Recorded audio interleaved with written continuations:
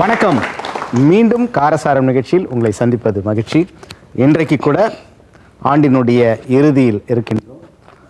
இன்னும் சில தினங்களில் புத்தாண்டு வர இருக்கின்றது. இந்த 2011ஆம் ஆண்டு இந்திய அளவிலே, உலக அளவிலே, தமிழக அளவிலே, உங்களை பொறுத்தப்பட்டு தனி மனிதர் அளவிலே எப்படி இருந்தது? இந்த ஆண்டில் நாம் சாதித்தது என்ன, சாதிக்க வேண்டியது என்ன என்பதை குறித்து நாம் இன்றைக்கு விவாதிக்க இருக்கின்றோம். இந்த ஆண்டில் வந்து எண்களிலே சில சிறப்புகள்லாம் சொன்னாங்க.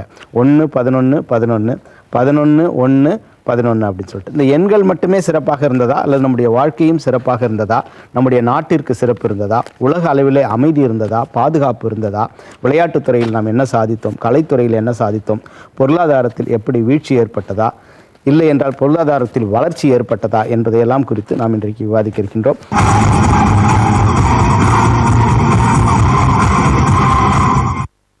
2011ஆம் ஆண்டில் சந்தித்த நிகழ்வுகளும் சாதிக்க வேண்டியவைகளும். சந்தித்த நிகழ்வுகள்: ஐநா பாதுகாப்பு சபையின் தலைமை பொறுப்பேற்றது இந்தியா. ஒசாமா பின் லேடன் பாகிஸ்தானில் சுட்டுக் கொலை. தீவிரவாதம் ஒழிப்பு. உலகில் முதல் முறையாக அணு உலைகளை கண்காணிக்க ராட்சஸ் periscope. Kovai visual education aids நிறுவனம் தயாரித்து சாதனை. ஊழலுக்கு எதிராக மக்களிடையே விழிப்புணர்வு ஏற்பட்டுள்ளது. அரசின் இலவசங்களால் சமூக முன்னேற்றம் அடைந்துள்ளது. உலக கோப்பையை இந்திய கிரிக்கெட் அணி வென்றது. இந்தியா தனக்கென ஒரு நாணய குறியீட்டை உருவாக்கியது. தமிழக தனியார் கல்லூரி மாணவர்கள் ராக்கெட் தயாரித்து சாதனை. IAS தேர்வில் இந்தியாவிலேயே சென்னை முதலிடத்தை பிடித்தது. திரைப்படத்துறையின் உயரிய விருதான தாதா சாஹிப் பால்கே விருது இயக்குனர் K. பாலச்சந்தருக்கு கிடைத்தது என்று ஒரு சாரரும் சாதிக்க வேண்டியவைகள். பொருளாதாரம், தொழில்நுட்பம், விஞ்ஞானம் ஆகிய துறைகளில் இந்தியா வல்லரசாக உருவாக வேண்டும். 2020ஆம் ஆண்டின் வெற்றி 2012ஆம் ஆண்டின் ஆரம்பமாக இருக்க வேண்டும். சீனா, அமெரிக்கா முன்னேற காரணமாக இருந்த கல்வியில் இந்தியா கவனம் செலுத்த வேண்டும். இளைஞர் சமுதாயத்தை தரமுள்ள, அறிவுள்ள சமுதாயமாக உருவாக்க வேண்டும். சுற்றுச்சூழலை பேணி பாதுகாக்க வேண்டும். வேலை வாய்ப்பில், சுயதொழில் அதிகம் பேர் ஈடுபட வேண்டும். கல்வியில் தமிழகம் இந்தியாவில் முதலிடத்திற்கு வர வேண்டும் என்று மற்றொரு சாரரும் விவாதிக்க இருக்கிறார்கள். காரசாரமாக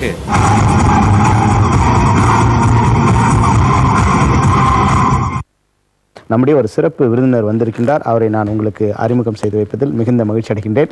அண்ணா பல்கலைக்கழகத்தினுடைய முன்னாள் துணைவேந்தர் திரு விஸ்வநாதன் ஐயா அவர்கள் வந்திருக்கின்றார். உற்சாகமாக எங்கள் கரங்களை தட்டுங்க. டாக்டர் விஸ்வநாதன் ஐயா அவர்கள் வந்து அண்ணா பல்கலைக்கழகத்தில் இருக்கும்போது மிகப்பெரிய புரட்சியை நடத்தியவர் என்று கூட சொல்லலாம். மாணவர்களுக்கு இந்த செல்போன் கட்டுப்பாடு, சொன்னால் தனி மனித ஒழுக்கம் எவ்வளவு முக்கியம் மாணவர்களுக்கு என்பதை மிக அழகாக மாணவர்கள் மத்தியிலே புகுத்தியவர். ஆகவே அவர் வந்திருப்பது நமக்கு மிகுந்த மகிழ்ச்சியாகும். உற்சாகமாக இன்னும் ஒரு முறை எங்கள் கரங்களை தட்டுங்க. இந்த 2011 உலக அமைதி இருந்ததா சொல்லுங்க. இந்த 2011 எலெக்ஷன்ல நம்ம பார்த்தோம்னா அதிகபட்சமான ஓட்டு பதிவாயிருக்கு. இது நம்மளோட பாதுகாப்புக்கான ஒரு விஷயம். Super sir. மக்களுடைய விழிப்புணர்வு விழிப்புணர்வு மட்டும் போதாது, இதற்கு பாதுகாப்பு அச்சம் எல்லாம் மக்கள் வந்து ஓட்டளிக்க வேண்டும். அதுக்கு முக்கியமான ஒரு விஷயம் பாதுகாப்பு.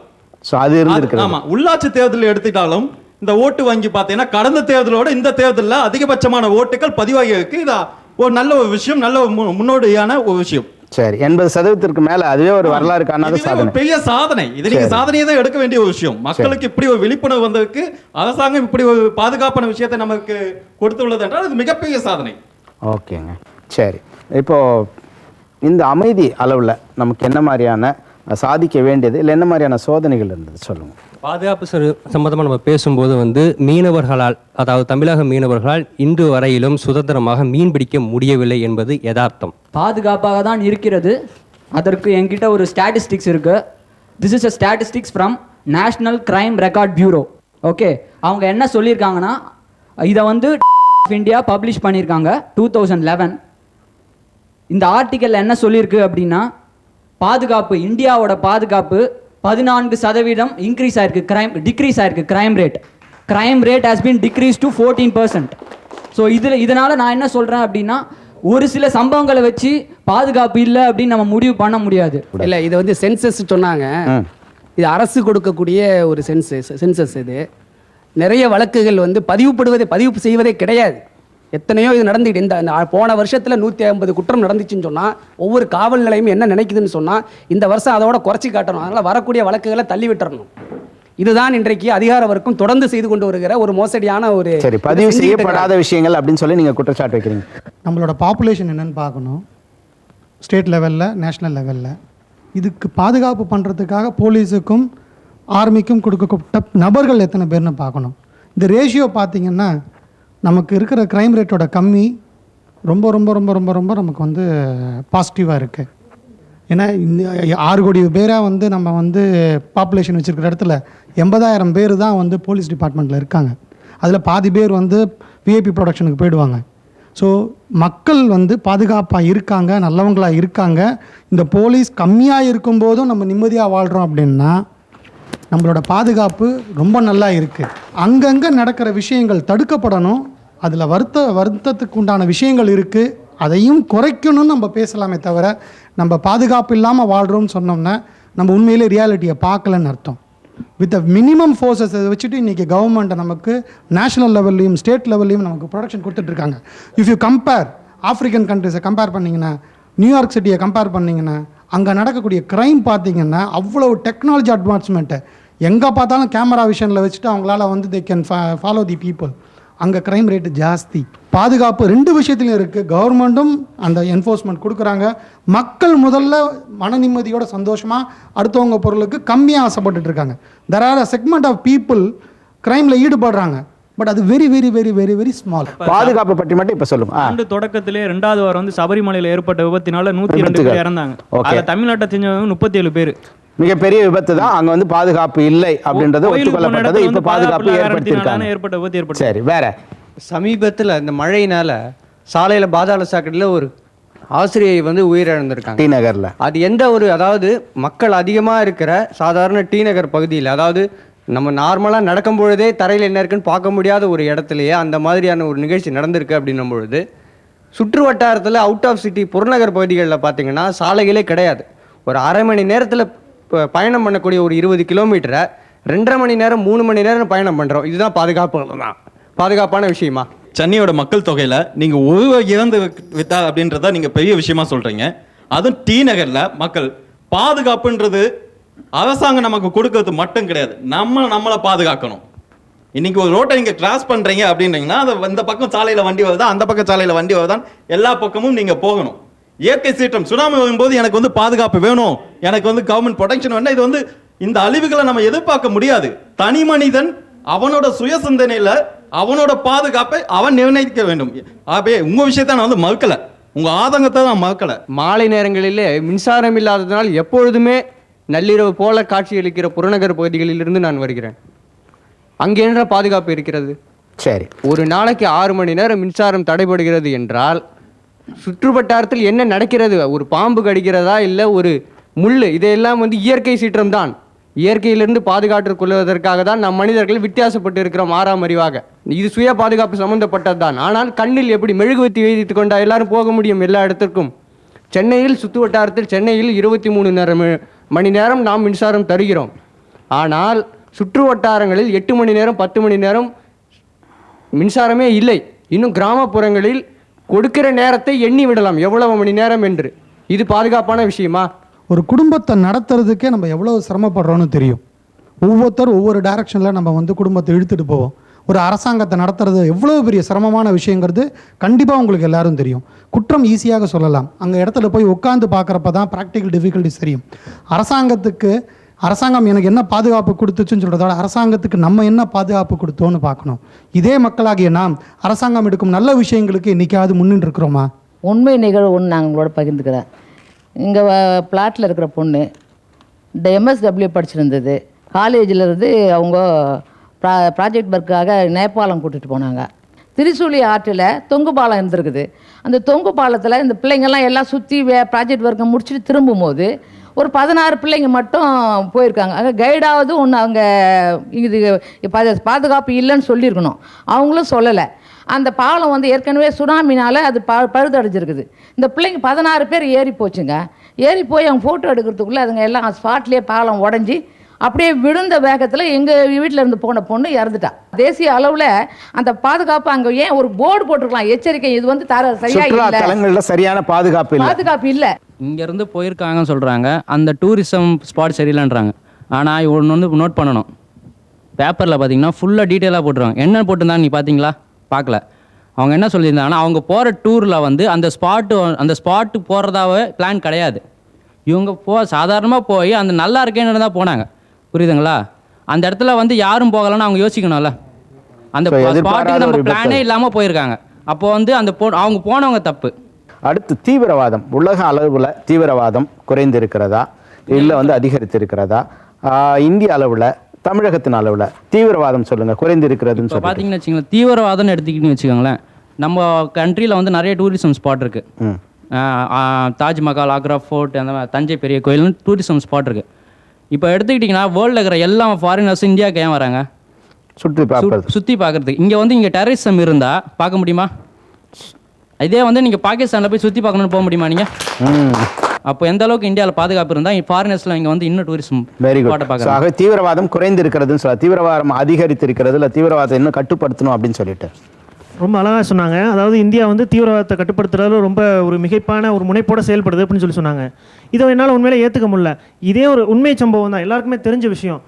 மும்பை தாஜ் ஹோட்டல் அந்த குண்டு வெடிப்பில் அஜ்மல் ஹசாப் இந்த தீவிரவாதி பிடிச்சி தூக்கு தண்டனை கொடுக்கணும்னு தீர்ப்பு கொடுத்ததுக்கு அப்புறமும் இன்னைக்கு வரைக்கும் அவங்களுக்கு பாதுகாப்பு கொடுத்துக்கிட்டு இருக்காங்க. இப்படி இருக்கும்போது தீவிரவாதத்தை வந்து கண்ட்ரோல் பண்றாங்க அப்படிங்கிறத ஏத்துக்கிட்டாலும் கூட அதே சமயத்தில் அனுசரிக்கிறாங்களா, அதை ஏத்துக்கிறாங்களா அப்படிங்கிறதும் வந்து ஒரு கேள்விக்குறியான விஷயமா இருக்கு. மாவோயிஸ்டுகள் தீவிரவாதம் ரொம்ப மோசமா இருக்குது. மோசமா இருக்குது. மாவோயிஸ்டுடைய தலைவரே சுட்டு கொண்டிருக்காங்களே, அப்ப அது தீவிரவாதத்திற்கு எதிராக கிடைத்த ஒரு வெற்றி தானே இது? அது காஷ்மீர், இது நேபாள் பார்டருங்க, இந்த காஷ்மீர் எல்லாம் ரொம்ப அளவுக்கு நம்ம இந்திய தலைவர்களே அடிபட்டிருக்காங்க, மக்களும் பாதிக்கப்பட்டிருக்காங்க. அவங்களுடைய தாக்குதல் எந்த நேரத்தில் வேணாலும் ஊடுருவுது. அந்த நிலை வந்து ஊடுருவல் இருக்கிறது நிறைய இல்லைன்றதுக்கு சொல்லுங்க.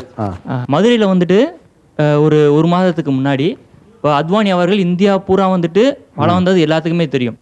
அவர் மதுரைக்கு வரும்போது அவர் வர்றதுக்கு ஒரு வழியில் வரும்போது அங்கே பாம்பு வச்சிட்டாங்க. அவர் வரும்போது வெடிக்கணும் அப்படின்னு சொல்லிட்டு அவர் வரதுக்கு கிட்டத்தட்ட ஒரு 2 மணி நேரத்துக்கு முன்னாடியே அதை கண்டுபிடிச்சி எடுத்துட்டாங்க. எடுத்ததுக்கப்புறம் யார் அதை வச்சா அப்படின்றது பெரிய ஒரு கேள்விக்குறியாக இருந்துச்சு. அதை எப்படி கண்டுபிடிக்கிறது அப்படின்றத அன்னைக்கு சாயந்தரத்துக்குள்ளேயே கண்டுபிடிச்சி அடுத்த நாள் பேப்பரில் போட்டாங்க.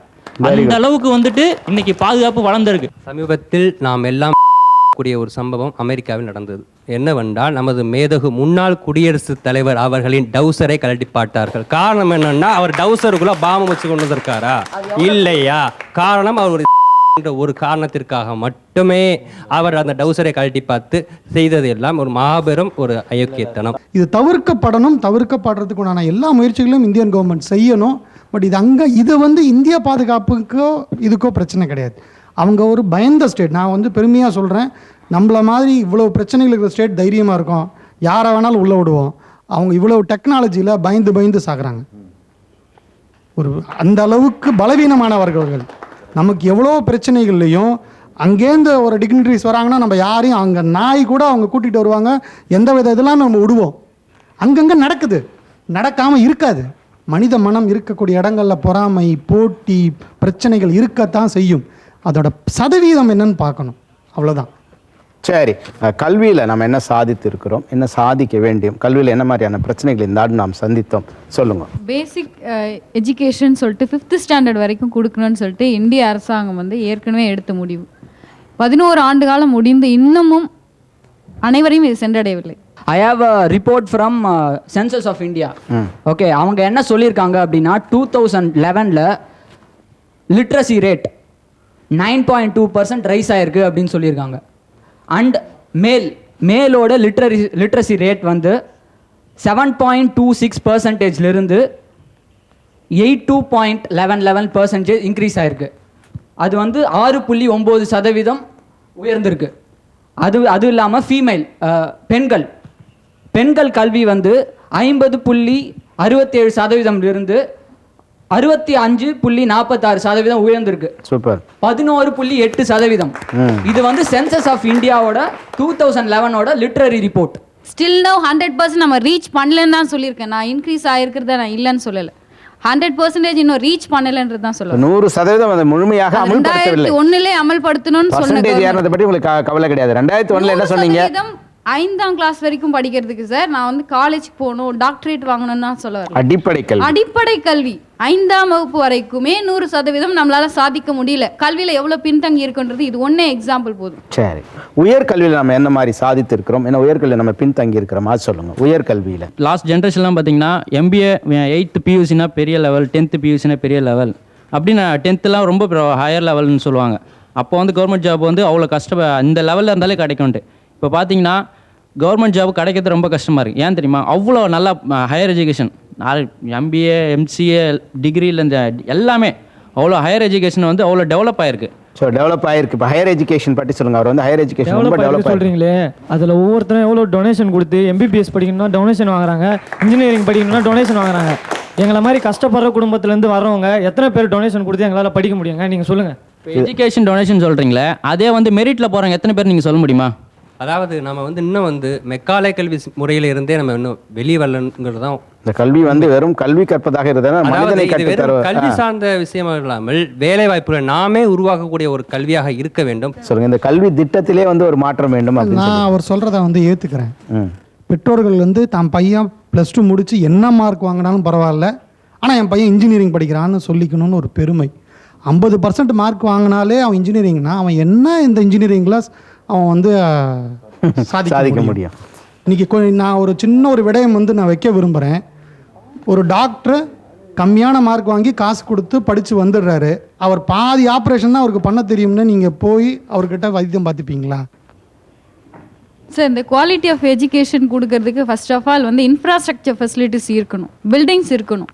டுடேஸ் நியூஸ் பேப்பரில் இன்ஃபர்மேஷன் கொடுத்துருக்காங்க. 4.6 லட்சம் வகுப்பறைகள் இல்லாமல் கல்வி தருகிறார்கள் கல்வியாளர்கள். அதாவது பார்த்தீங்கன்னா குவாலிட்டி இல்லைன்றாங்க. இப்போ பார்த்தீங்கன்னா ரீசெண்டாக வந்து முந்தானேத்து பேப்பரில் பார்த்தீங்கன்னா நியூஸில் சொல்லியிருக்காங்க, ஐஐடி மெட்ராஸ் சென்னை ஐஐடியில் இருக்கிற ஸ்டூடெண்ட்ஸ் 2 பேருக்கு வந்து ஃபாரினில் வந்து 78 lakhs per annum and 57 lakhs per annumல வேலை கிடச்சிருக்கு. நம்ம இதில் வந்து குவாலிட்டி இல்லைன்னா ஒரு அமெரிக்காக்காரன் ஏன் நம்ம இந்தியா ஸ்டூடெண்ட்ஸை வந்து எடுக்கணும்? ஆல் ஓவர் இந்தியாவில் ஐஐடியில் படிக்கக்கூடிய ஸ்டூடெண்ட்ஸ் எவ்வளோ பேர் இருப்பாங்க நீங்கள் சொல்ல முடியும்? பர்சன்டேஜில் இதையும் கம்பேர் பண்ணலாமே சார். 90% ஆஃப் த எஜுகேஷன் அதை மாதிரி இல்லை. ஐஐடி மட்டும்தான் அந்த மாதிரி எஜுகேஷன் கொடுக்க முடியும். அந்த ஐஐடி மட்டுமே வச்சு பேசாதீங்க. எக்ஸாம்பிள் அது மட்டும் தான் சொல்லியிருக்காங்க. ஒருத்தன் வேலை இல்லை, இப்போ வந்து MBA படிச்சுட்டு வேலை இல்லைன்னு சொல்கிறாங்கன்னா, அப்போ நீ எந்த அளவுக்கு படிச்சிருந்தா உனக்கு அந்த திறமை இல்லாமல் நீ உட்காந்துருப்ப. திறமை இருக்கிறவன் ஃபாரினில் இருக்கிற கம்பெனி வந்து திறமை இருக்கிறவன்.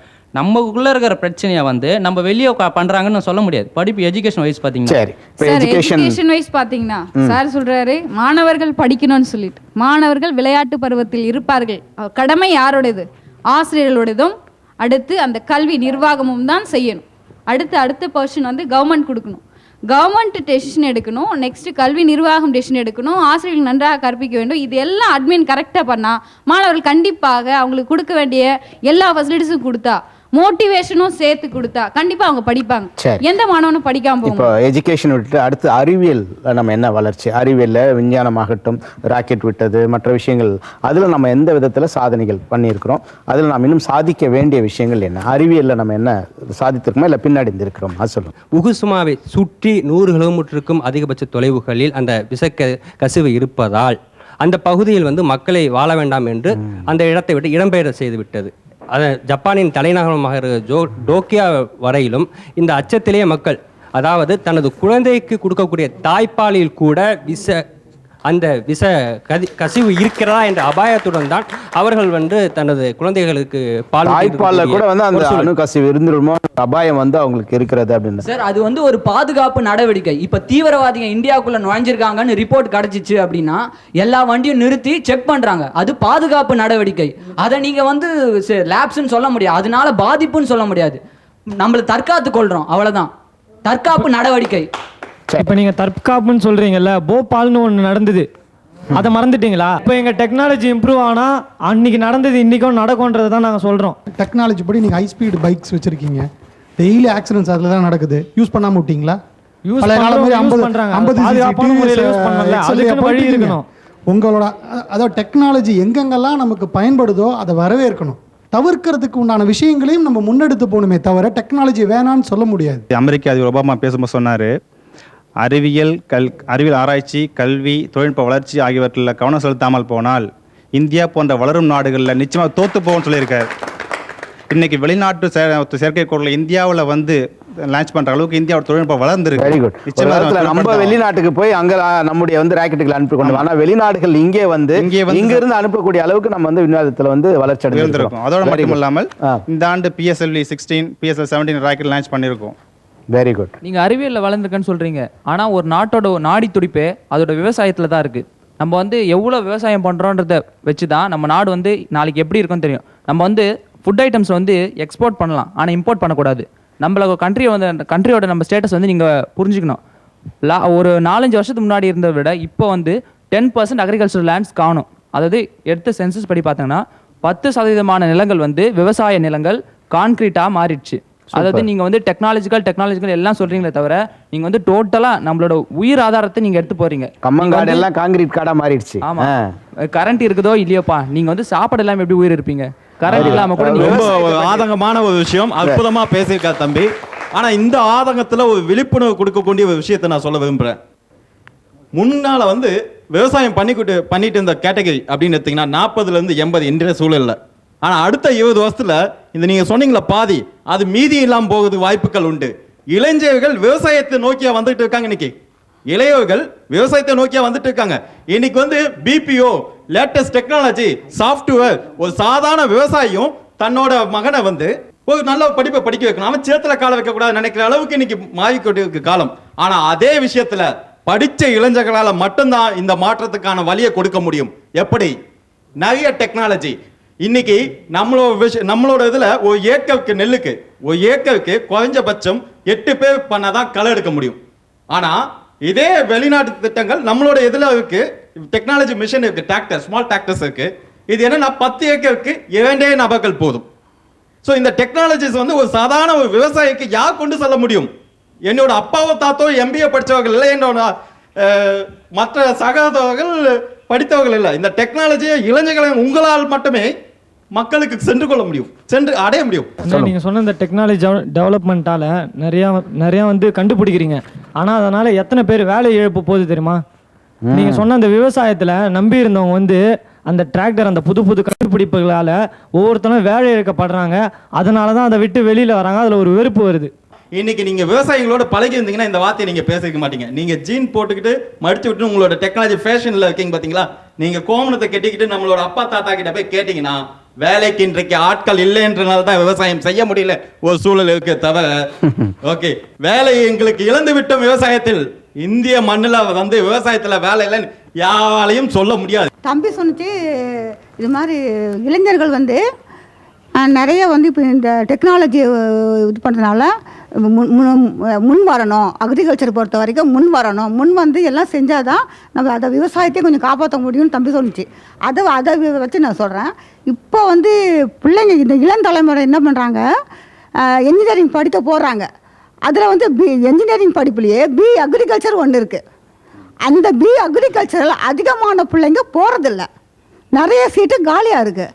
போகிறதெல்லாம் என்ன போகிறாங்க, information technology, computer science, civil, இந்த மாதிரி இதில் தான் போகிறாங்களே ஒழிஞ்சு ஒரு அக்ரிகல்ச்சர் ஒன்று இருக்குது, அதை எடுத்து படிப்போம், அதை வச்சு நம்ம நாட்டோட விவசாயத்தை முன்னேற்றுவோம், அதன் மூலமாக நம்ம நாட்டு பொருளாதாரத்தை முன்னேற்றுவோன்னு பிள்ளைங்க இளம் தலைமுறையினர் நினைக்க மாட்டேங்கிறாங்க. அதை கொஞ்சம் அவங்க இது பண்ணாங்கன்னா ரொம்ப நல்லா இருக்கும். நான் வந்து டிகிரி ஹோல்டர் தான், இருந்தாலும் விவசாயத்தில் உள்ள ஆர்வத்தோட இதில் ஈர்ப்பாகல விவசாயன்றது சேத்துல காலை வச்சு பண்ணுறது மட்டும் இல்லை, ஆடு மாடு இந்த மாதிரி விஷயங்கள்லையும் விவசாயத்தை சம்மந்தப்பட்ட விஷயங்கள் இருக்குது. கடந்த வருடம் ஒரு 100 ஆடுகளை வாங்கி நான் ஒரு கிராமத்தில் வளர்த்தேன். எனக்கு வந்து நிறைய BPO சாஃப்ட்வேர் டெக்னாலஜியில் இருக்கேன்னா, இன்னைக்கு IT செக்டரில் இருக்க நாங்கள் சில முடிவெடுத்து விவசாயத்தை நோக்கி பயணம் போகும்போது மற்ற விஷயங்களோட விவசாயத்தில் பணம் அதிகமாக இருக்குது. ஆனால் முறையான செயல்முறைகள், விழிப்புணர்வு, அரசாங்கத்தோட தெளிவு முறைகள், எதற்கான டிமாண்ட் எங்கே கிடைக்குது, அதெல்லாம் வந்து அந்த விழிப்புணர்வு மட்டும்தான் தேவை கம்மியாக இருக்குது. இந்த 100 ஆடுகள் நான் வாங்கியது வந்து 2300 ரூபாய்க்கு ஒரு குட்டியை வாங்கினேன். எல்லாம் வந்து ஆண் குட்டிகள். 2300 ரூபாய். 100 குட்டிகளை வந்து 2,30,000 ரூபாய்க்கு நான் வாங்கினேன். என்ன ரேட்டுக்கு விற்றோம் அப்படின்னு கேட்டிங்கன்னா 8 மாத காலங்களில் 3,75,000க்கு 80 குட்டிகளை விற்றுருக்கும். 80 குட்டிகள், 20 குட்டி இன்னும் இருக்கு, அதில் நல்லா வளர்ந்துருக்கு. கிட்டத்தட்ட 1,50,000 லட்சத்தில் வரைக்கும் 8 மாதத்தில் ப்ராஃபிட். இது ப்ராஃபிட்டாக கேட்டிங்கன்னா இன்னும் 20 குட்டிக்கு இருக்கு, அதுக்கு 1 லட்சம் ப்ராஃபிட் இருக்கு. நான் அடுத்த 20 ஆண்டுகளை நாம சாப்பாட்டுக்கே வழி இல்லாம டேப்லெட் போடக்கூடிய நிலைமை இருக்கும். அப்போ வந்து 1 கிலோ அரிசி இதே மக்கள் 500 ரூபாய் கொடுத்து வாங்கக்கூடிய நிலை இருக்கும். இது வந்து உலக அளவில் ஒரு சுழற்சி தான். இதுவரை நம்முடைய இந்த ஆண்டு எப்படி நாம் சாதித்திருக்கிறோமா, இல்லை என்ன சாதிக்க வேண்டும், 2011 பற்றி நாம் அலசி கொண்டிருக்கின்றோம். உங்களுடைய கருத்துக்கள்லாம் வச்சிங்க, பாதுகாப்பில் வச்சிங்க, தீவிரவாதத்தில், கல்வியில், அப்புறமா வந்து விவசாயத்தை பற்றியெல்லாம் நம்ம பேசினோம். இது வரைக்கும் நம்ம பேசியதில் பாதுகாப்பு, தீவிரவாதம், அப்புறமா வந்து கல்வி, இதை பற்றி சொல்லுங்க. உலக அளவில் மற்ற நாடுகளை விட இந்தியா மிக சிறப்பான சூழ்நிலையில் இருக்கிறது என்பது யாராலையும் மறுக்க முடியாது. இன்று சர்வதேச நாடுகள் எல்லாம் நமது நாட்டை பார்க்கும் பொழுது பொறாமைப்படுகிறார்கள். அமெரிக்கா, ஐரோப்பியா போன்ற நாடுகள் எல்லாம் இந்தியாவை பார்த்து பொறாமைப்படக்கூடிய சூழ்நிலை வந்திருக்கிறது. காரணம் என்னவென்றால் அவர்களெல்லாம் எக்கனாமிக் ரிசெஷன், பொருளாதார சரிவு ஏற்பட்ட பொழுது நாம் நன்றாக அமைதியாக வாழ்ந்து கொண்டிருந்தோம். நாம் அந்த பொருளாதார சரிவினால் பாதிக்கப்படவில்லை. இது எப்படி சாத்தியம்? அதே சமயத்தில் சீனா நமக்கு ஒரு மிகப்பெரிய காம்படிட்டர் என்று சொல்லலாம், போட்டியாளர். அவர்கள் முன்னேற்றம் என்று பார்த்தீர்களானால் உற்பத்தி திறன், நம்ம சாஃப்ட்வேரில் முன்னேறிட்டு இருக்கோம், அவங்க உற்பத்தியில் முன்னேறிட்டு இருக்காங்க. இந்தியாவில் மட்டுமல்ல, உலகத்தில் எந்த நாடுகளுக்கு சென்று பார்த்தீர்களாலும் சீனாவில் உற்பத்தி செய்யப்பட்ட பொருட்கள் அங்கே விற்பனையாகின்றன. நாம் உற்பத்தியில் பின்தங்கி இருக்கின்றோம். அதே சமயத்தில் பாதுகாப்பு, விவசாயம், கல்வி போன்ற மிக முக்கியமான துறைகளில் நாம் நல்ல வளர்ச்சியை அடைந்து கொண்டிருக்கிறோம் என்பதில் எந்த விதமான மாற்றம் இல்லை. அவர்கள் கூறியது போன்று விளைநிலங்கள் எல்லாம் கான்கிரீட்டாக மாறிக்கொண்டிருக்கின்றது. இது அரசாங்கம் மிக முக்கியமாக முடிவெடுக்க வேண்டிய ஒரு விஷயம். ஜெர்மனி போன்ற நாடுகளெல்லாம் நீங்கள் போய் பார்த்தீர்களானால் ஒரு கிரவுண்ட் நிலங்கூட நீங்கள் வாங்கி வீடு கட்ட முடியாது. காரணம், அவங்க டிமார்க்கெட் பண்ணிட்டாங்க. இந்த இடங்களில் தான் வீடு கட்ட முடியும், இந்த விவசாய நிலங்களை கன்வெர்ட் பண்ணுறதுக்கு அனுமதி கிடையாது அப்படின்னு அவங்க அந்த மாதிரி முடிவு பண்ணியிருக்காங்க. நமக்கு அப்படி இல்லை. எந்த லேண்டை யார் வேணாலும் வாங்கி உடனே பிளாட் போட்டு ரியல் எஸ்டேட் போட்டு அங்கே பெரிய பெரிய எலக்ட்ரிசிட்டி போஸ்ட்டு போல் எல்லாம் நட்டுடுறாங்க. கடைசியில் 15 வருஷத்துக்கு கூட அங்கே யாரும் வீடு கட்டுறதில்லை. அப்போ அந்த அத்தனை ஆண்டுகளுக்கும் அந்த விவசாயம் பாதிக்கப்படுகிறது. ஸோ அரசாங்கங்கள் என்ன முன்னுன்னா முடிவெடுக்க வேண்டும்னா விளைநிலங்களை ரியல் எஸ்டேட்டுக்கு கன்வெர்ட் பண்ணுறதுக்கு மிக கவனமாக செயல்பட வேண்டும். வீடுகளும் முக்கியம், வீடுகளும் தேவை. அப்படி வீடுகள் தேவை என்பதை எங்கு பார்த்தாலும் வீடுகள் கட்டுவதற்கு அனுமதிக்கக்கூடாது. அதற்கென்று சில நகரங்கள் இடங்களை ஒதுக்கி அங்கு மட்டும் மல்டி ஸ்டோரி பில்டிங்ஸ் கட்டுவதற்கு அனுமதி கொடுத்தால் நமது விளைநிலங்கள் பாழாவதை நாம் தடுக்கலாம். அதே சமயத்தில் விவசாயம் இல்லையேல் ஒரு நாடாகவே இருக்க முடியாது. விவசாயம் மிக முக்கியம். நம்ம சாஃப்ட்வேர்லேயே நம்ம அரிசி உருவாக்க முடியாது. ஆனால் இந்த விவசாயத்தில் என்ன குறை? இப்போது மேன் பவர் இல்லைன்னு சொல்கிறாங்க. அது நம்ம இந்தியாவில் எல்லா மாநிலங்களிலும் இருக்குது. குறிப்பாக நம்ம தமிழகத்தில் விவசாயத்துக்கு அதிகமாக மேன் பவர் பற்றாக்குறை இருக்குது. இங்கே எல்லாம் ஐடி கம்பெனிங்களுக்கு சொன்ன மாதிரி எல்லோரும் ஒவ்வொரு பையனும் வச்சுருக்காரு. எனக்கு தெரிஞ்ச ஒருத்தர் 100 ஏக்கர் நிலம் வச்சுருந்தார். அவங்களோட 2 பையனுங்களும் ஐடியில் போய் வேலை செய்கிறதுனால அந்த 100 ஏக்கரை விற்றுட்டு அவரும் சென்னைக்கு வந்துட்டார்.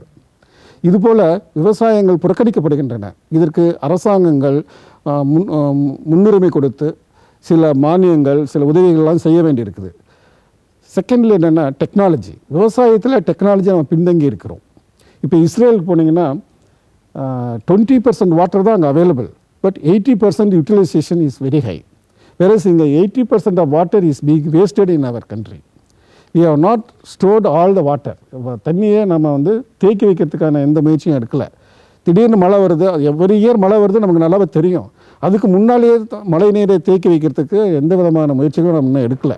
அங்கங்கே ஏரி குளம் இதெல்லாம் இப்போ ஏரி குளம்லாம் மறைஞ்சிக்கிட்டு வருது. அங்கெல்லாம் வீடு கட்டி பிளாட் போட்டுறாங்க. அப்புறம் எங்கள் தெருவில் எங்கள் வீட்டிலலாம் தண்ணி பூந்துச்சுன்னா ஏன் போகாது? இவங்க போய் வீடு கட்டுறது ஏரியில். அதுக்கப்புறம் தண்ணி பூந்துச்சுன்னு சொன்னாங்க அரசாங்கம் என்ன செய்யும்? அதனால் அரசாங்கத்தை குறை சொல்வதை விட மக்களுக்கு ஒரு அவேர்னஸ் வேண்டும், விழிப்புணர்வை நாம் ஏற்படுத்த வேண்டும். இப்போது டிராஃபிக்குன்னு எடுத்துக்கிட்டிங்கன்னா கூட ஒரு ரோட்டில் பார்த்திங்கன்னா படித்தவனும் சரி படிக்காதவனும் சரி நடு ரோடு பக்கத்தில் ரோடு ஆக்குமை பண்ணி வெஹிக்கிள்ஸை நிறுத்தி வச்சுக்கிறாங்க. நம்ம டிராஃபிக் போகும்போது அந்த கஷ்டம் நமக்கு தெரியுது. இது மாதிரி மக்களுடைய விழிப்புணர்வு இல்லாத வரைக்கும் எந்த துறையிலும் நான் முன்னேற முடியாது. எனவே இதையெல்லாம் உணர்ந்து தான் அண்ணா பல்கலைக்கழகத்தில் கூட நான் துணைவேந்தரா இருக்கும்பொழுது அக்ரிகல்ச்சரல் இன்ஜினியரிங் அண்ட் இரிகேஷன் இன்ஜினியரிங்னு ஒரு கோர்ஸே ஆரம்பித்தேன் நான் ஃபஸ்ட்டு டைம். ஏன்னா I wanted to give importance to the agriculture. I am also from agricultural family. அப்படி இருக்கும் பொழுது அது எதுக்காக ஆரம்பிச்சிங்கன்னு கேட்கும்போது நான் சொன்னேன், நம்ம இன்ஜினியரிங் மூலமாக டெக்னாலஜியை டெவலப் பண்ணி அக்ரிகல்ச்சரல் யூனிவர்சிட்டிக்கு நாங்கள் சப்போர்ட் பண்ணுவோம். அதுபோல் நாம் வெளிநாடுகளில் டெவலப் ஆகிற டெக்னாலஜி எல்லாவற்றையும் நாம் கொண்டு வந்து நமது விவசாயிகளுக்கு எளிய முறையில் பயன்படும் வகையில் நாம் அக்ரிகல்ச்சரில் டெக்னாலஜியை டெவலப் பண்ணணும். இன்னும் ரெண்டாவது கல்வியை பற்றி நம்ம பேச ஆரம்பித்தா நிறைய பேசலாம், நேரம் இல்லை. கல்வி இந்தியா இப்பொழுது உயர்கல்வியில் 15 விழுக்காடு தான் அச்சீவ் பண்ணியிருக்கோம். வேறு சீனாவில் 26 விழுக்காடு, வளர்ந்த நாடுகள் இப்போ அமெரிக்கா போன்ற நாடுகளில் 75 விழுக்காடு அவர்கள் உயர்ந்த கல்வி பெற்றிருக்கிறார்கள். இப்போ நம்ம மக்கள் தொகை அதிகமாக இருக்கிறதுனால எல்லா மாணவர்களுக்கும் அரசாங்கமே கல்வியை கொடுக்கும், ஃப்ரீ எஜுகேஷன் கொடுக்க முடியுங்கிறது முடியாத காரியம். எனவே தனியார் துறையினர் கல்வியில் வந்திருக்கிறாங்க. இதில் என்ன ப்ராப்ளம்னு கேட்டிங்கன்னா, தனியார் துறைகளில் பல்கலைக்கழகங்கள் லெவலுக்கு ஆரம்பித்தவங்க எல்லாருமே கல்வியை ஒரு வியாபார ரீதியாக தான் பார்க்குறாங்களே தவிர கல்வியை ஒரு சேவையாக அவங்க பார்க்கல. இதனால் தரம் குறைஞ்சி போயிருக்கு. இப்போ தான் மத்திய அரசாங்கமும் மாநில அரசாங்கங்களும் இந்த குவாலிட்டியை எப்படி கொண்டு வரலாங்கிற அளவுக்கு முயற்சி எடுத்துக்கிட்டு இருக்காங்க. இப்போ ரீசெண்டாக பார்த்தீங்கன்னா ஒரு பில் இன்ட்ரடியூஸ் பண்ணியிருக்காங்க. கேபிடேஷன் ஃபீஸ் வாங்குகிற கல்லூரிகளுக்கு 1 கோடி ரூபா ஃபைன் போடுவாங்க அப்படின்னு சொல்லி பார்லிமெண்ட்டில் சட்டம் கொண்டு வந்திருக்காங்க. அது மாதிரி ஒரு கடுமையான சட்டங்களை கொண்டு வந்து இந்த கல்வி நிறுவனங்களை நாம் நடத்த வேண்டும். கல்வி நிறுவனங்களை ஆரம்பிக்கிறவங்க ஒரு சர்வீஸ் மோட்டிவாக தான் இருக்கணுமே தவிர கமர்ஷியல் மோட்டிவாக இருக்கக்கூடாது. இத்தனை கோடி ரூபா நான் இன்வெஸ்ட் பண்ணியிருக்கேன், எனக்கு பணம் வேணும்னு சொன்னால் இங்கே ஒரு it is a trust, it's a service, it should not be profit motive. அது மாதிரி கல்வியில் நாம் இன்னும் நிறைய டெவலப் பண்ண வேண்டியிருக்கு. பட் தரமான கல்வி இருந்தால் நிச்சயமாக எல்லா விஞ்ஞான பூர்வமான தொழில்நுட்பங்கள் நம்மளால் டெவலப் பண்ண முடியும். We have the capacity. நமது மாணவர்கள் திறமையான மாணவர்கள் என்பதில் எந்த விதமான சந்தேகமும் இல்லை. எல்லா விதமான போட்டிகளிலும் நம்ம மாணவர்கள் உலக அளவிலே சாதித்திருக்கிறார்கள். அப்படி நல்ல மாணவர்களை 50 விழுக்காடு கொண்ட நாம் இன்னும் பின்தங்கி இருக்கிறோம் என்றால் தரமான கல்விக்கு என்ன வழி என்பதை நாம் ஆராய்ந்து அதை செயல்படுத்த வேண்டும்.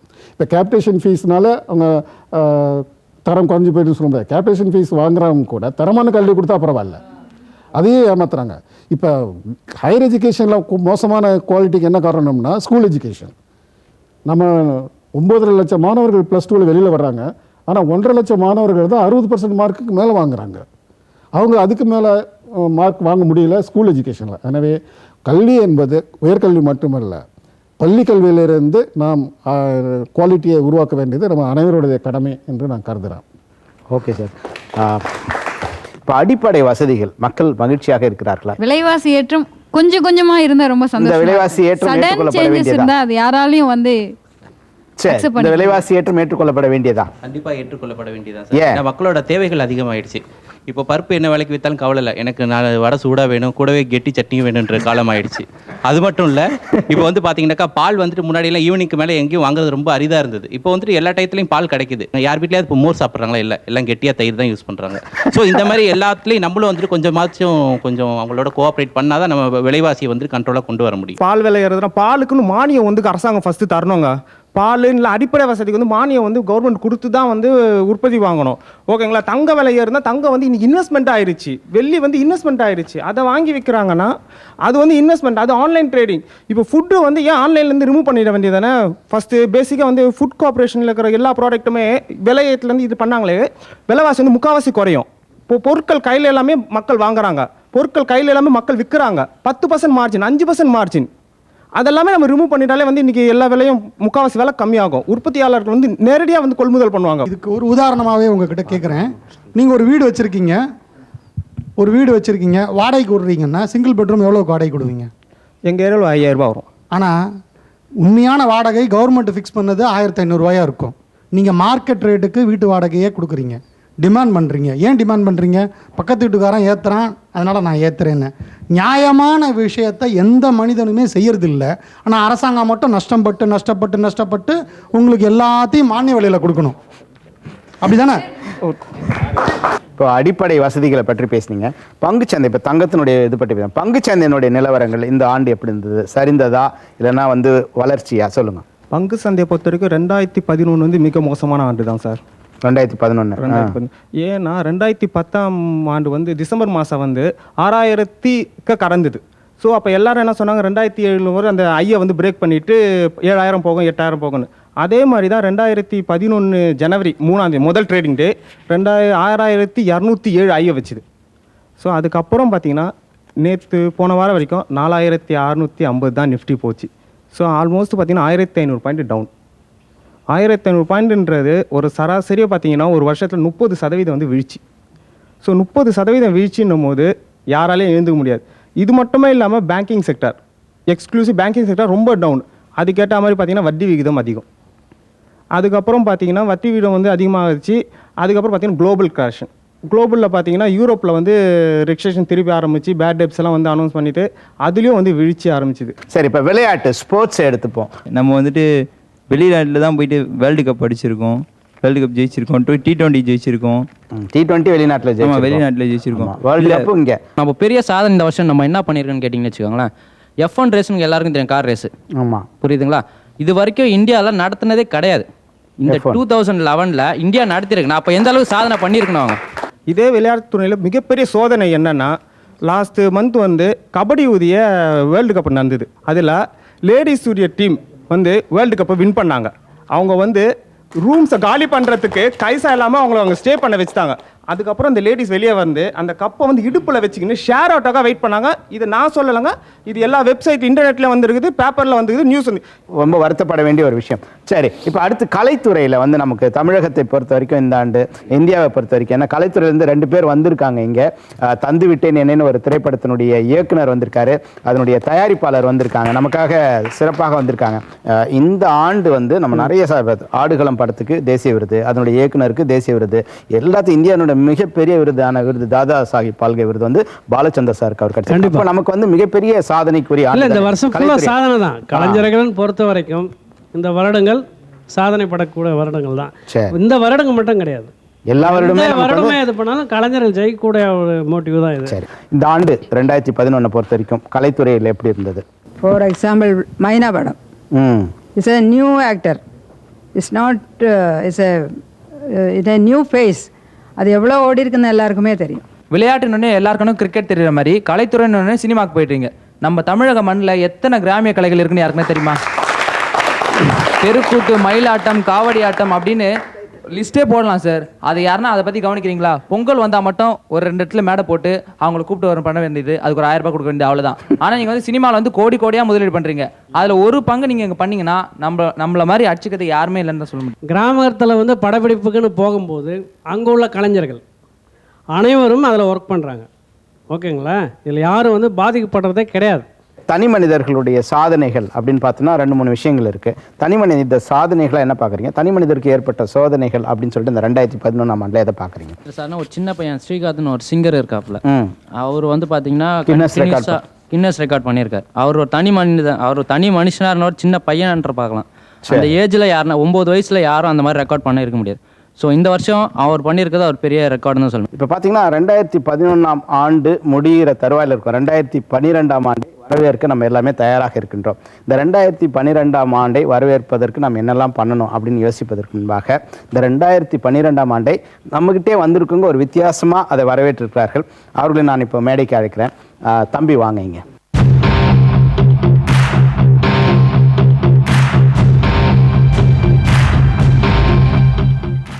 சார் பாருங்க, 2012 முடியிலே அவர் வந்து செய்து வச்சிருக்காரு.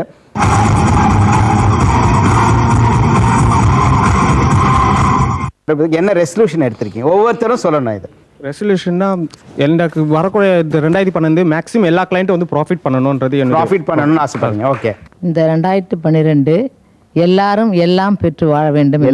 எல்லாரும் பெற்று வாழ வேண்டும். சொல்லுங்க. இது வரைக்கும் சட்ட ஒழுங்குன்றது இன்னும் அதிகமாக பராமரிக்கணும்.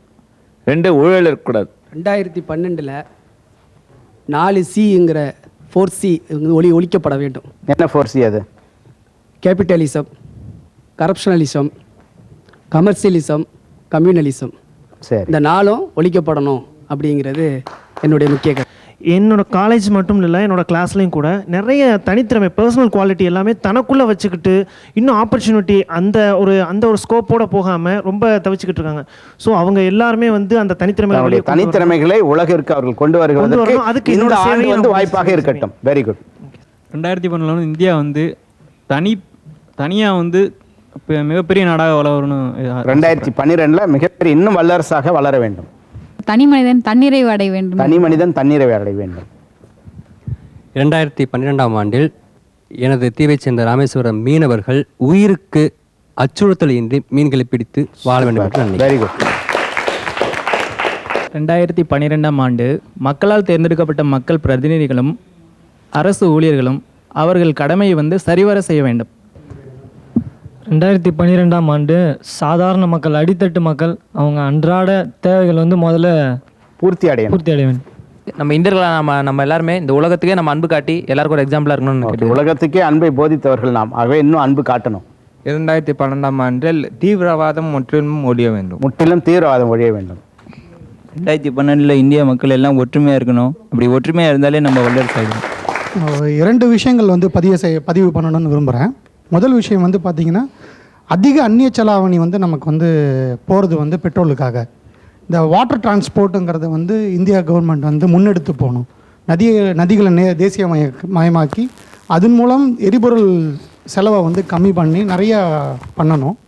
2வது வந்து பார்த்திங்கன்னா, எதுக்கோ பொதுநல வழக்குகள் மக்கள் போடுறாங்க. சில பேர் போடுறாங்க. கல்வியாக இருக்கட்டும், கட்டடமாக இருக்கட்டும், எதுவாக இருக்கட்டும்.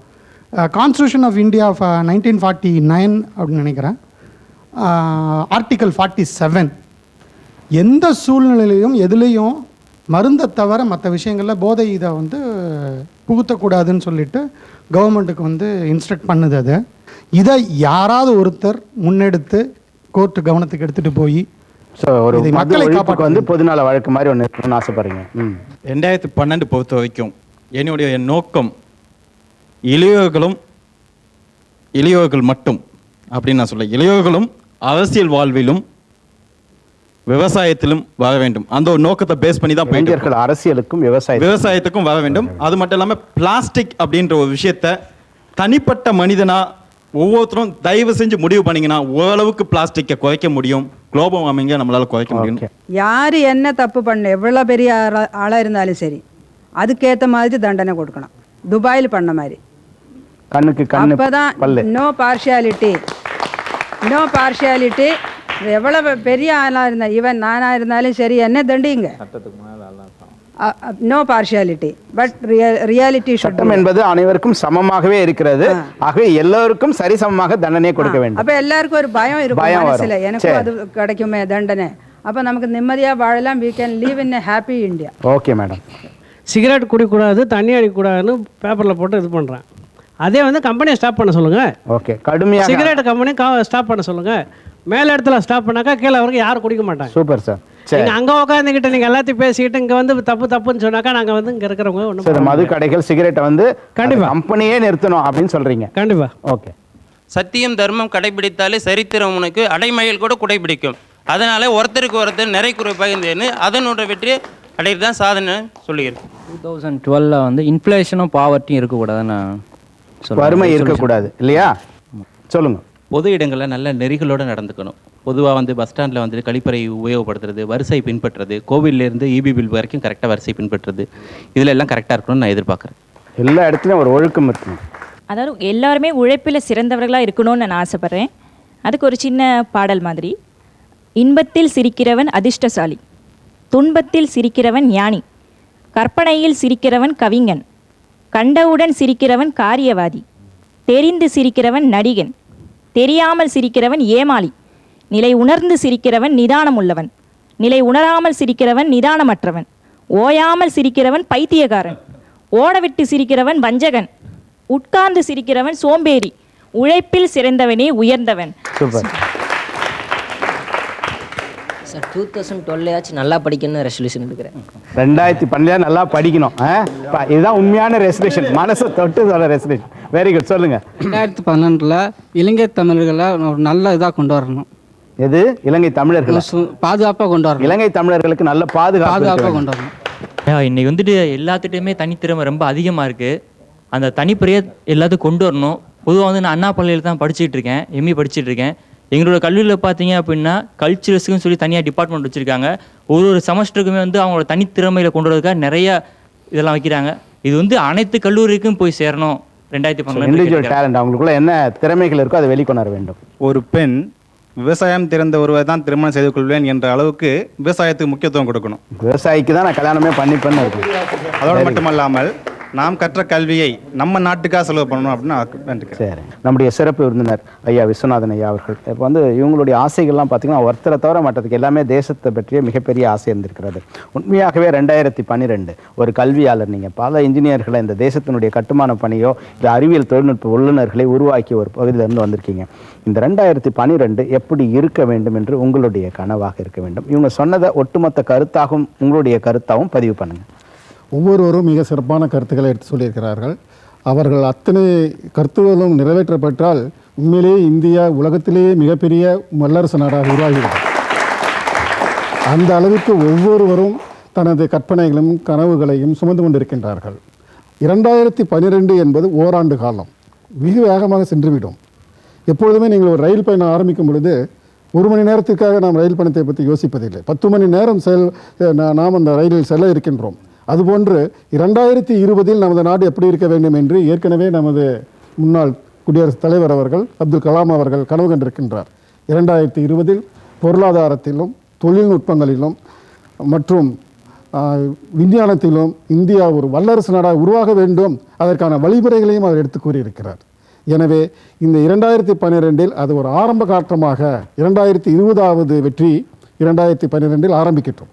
இன்று தொழில்நுட்பங்களை எடுத்துக்கொள்ளுங்கள். பல ராக்கெட்டுகளை அனுப்பி இருக்கின்றோம், சில செயற்கைகளை அனுப்பி இருக்கின்றோம். அது மட்டும் போராது. மற்ற சீனா, அமெரிக்கா போன்ற நாடுகள் எந்த அளவில் முன்னேறி கொண்டிருக்கின்றார்களோ அந்த முன்னேற்றத்துக்கு அடிப்படை தேவைகள் என்ன? கல்வி மிக மிக அவசியம்.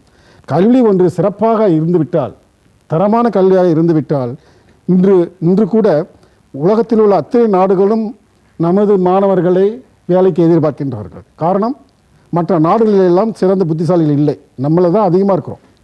அதுபோன்று இந்த நல்ல இளைஞர் சமுதாயத்தை தரமுள்ள அறிவு சார்ந்த சமுதாயமாக உருவாக்கி விட்டாலே நாம் எதற்கும் கவலைப்பட வேண்டாம், அத்தனை குறைகளும் தீர்ந்துவிடும். எனவே முதல் ரெசல்யூஷன் எங்களை எல்லாத்தையும் சேர்த்து வச்சு நாம் செய்யக்கூடிய ஒரே காரியம், கல்வியில் அனைவரும் கவனம் செலுத்த வேண்டும்.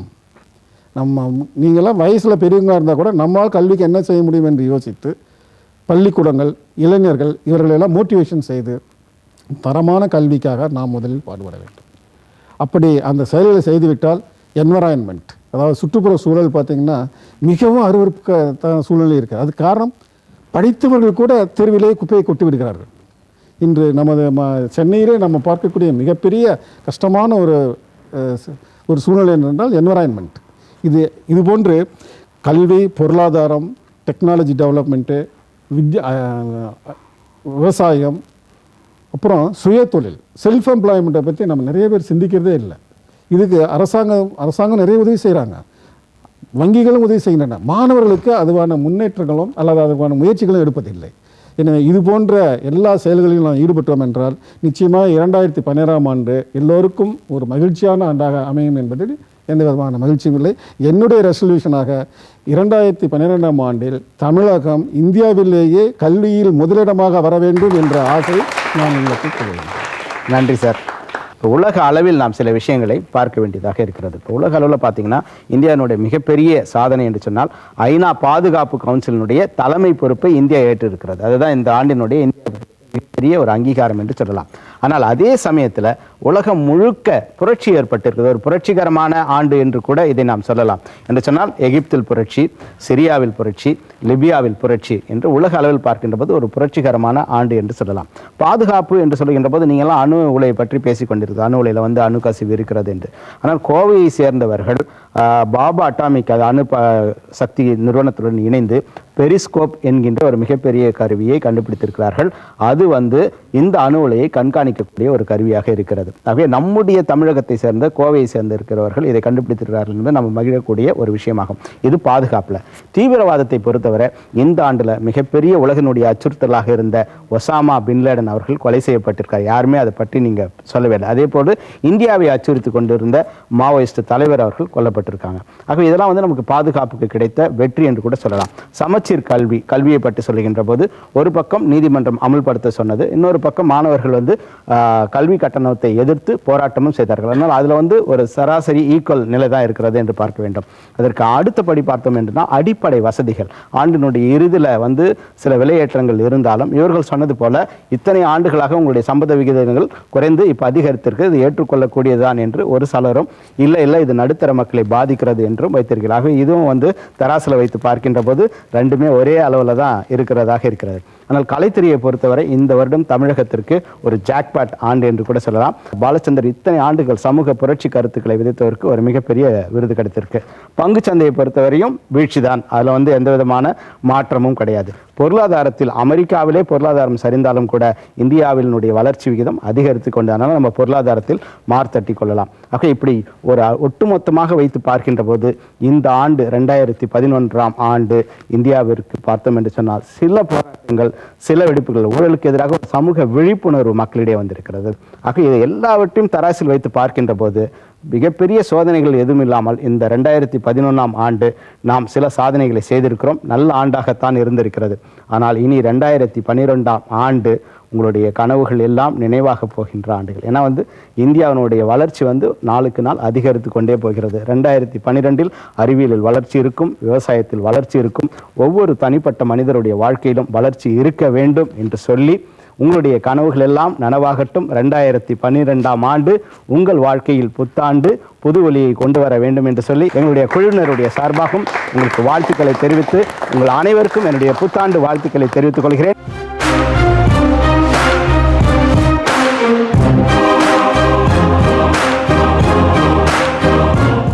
மீண்டும் புதிய ஆண்டிலே காரசார நிகழ்ச்சியில் வித்தியாசமான தலைப்போடு உங்களை சந்திக்கின்றேன். அதுவரை உங்கள் அனைவருக்கும் புத்தாண்டு நல்வாழ்த்துக்கள். நன்றி, வணக்கம்.